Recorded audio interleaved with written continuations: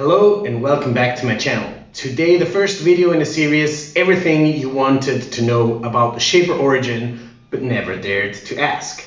And in that video, one of my viewers asked a question that I want to read to you. Paul says, the task I seem to struggle with are creating a coplanar tape field for my cuts and supporting the origin at the edges of the wood I'm cutting. So what is Paul's question? How do you do it when you have to cut with the shaper origin at the edge of your workpiece?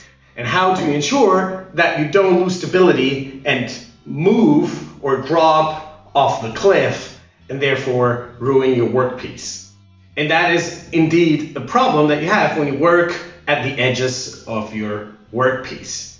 Now when Paul asked this, I asked myself, well, how do I do it? And typically what I do is I just take a piece of wood that has the same height and put it on the other end, and then I use this for stability.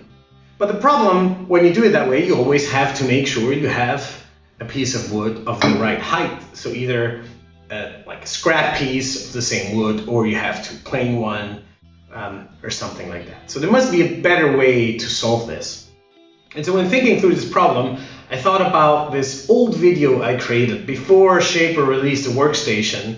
I did a video showing how to make a low budget jig where you can height adjust the dominoes, and so you can use this to work on small pieces. And so I thought this same idea can be applied for this. What we need is some kind of a pedestal that we can height adjust and we can put next to our workpiece and give stability to the shaper. So here, as an example, this is a meat cutting board that I made with a shaper. So you put the meat here, you cut it, and all the delicious juices run into these little channels here. And what you see here, there's like a little hole, and here, like it will gather all the juices. And at the end, you can throw out the juices through this little channel here.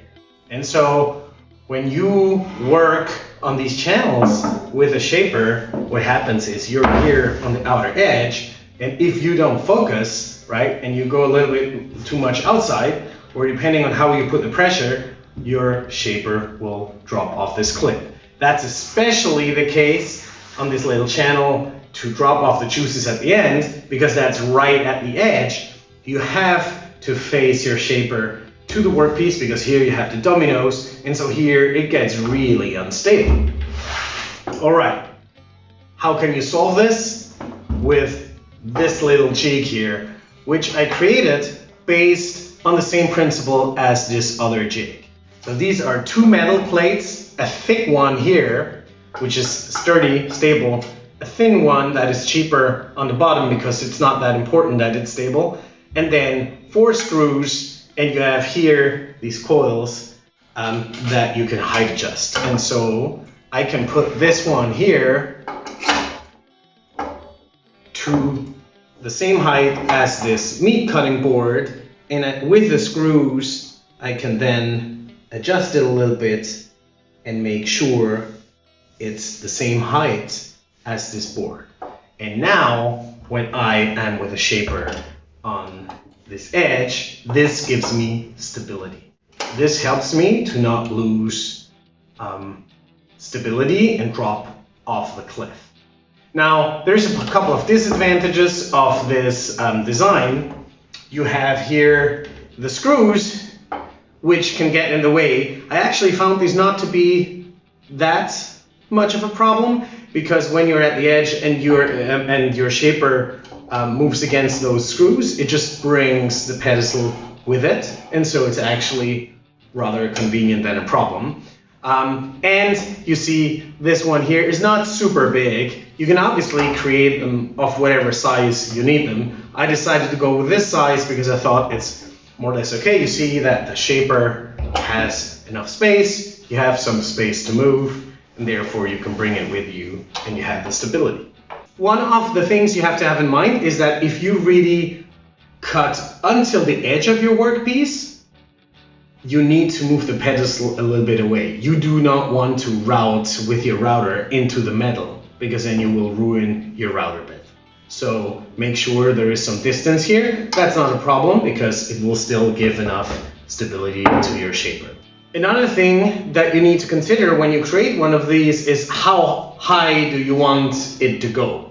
If you are working with really thick workpieces, you need this pedestal to be pretty high. So you need big spring coils to make sure it goes high enough, right?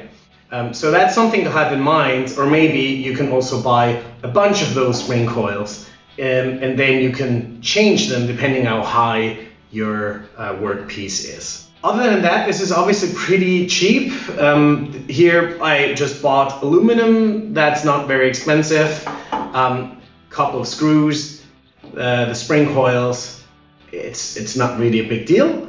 And that way you can have a height adjustable pedestal to help you to prevent your shaper from dropping off your workpiece cliff. And that, Paul, is my answer to your question. I hope you find this useful and you can make one of those and your problem is solved. And thank you for the idea, because I actually only solved this because you asked, and now I have this and I can use it for my project. And so that's going to be convenient. Creating one of these is easy. I'm going to show you some footage so you see how to do that.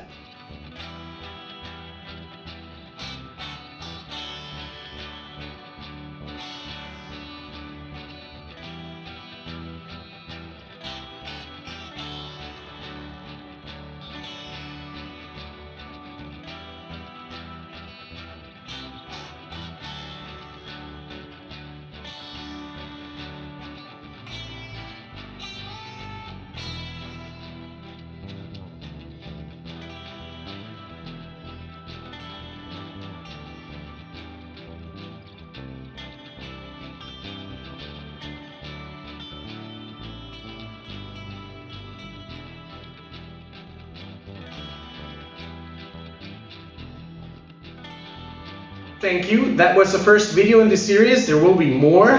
Give me some time. Some of these questions are rather tricky. I need time to figure stuff out and have other things to do.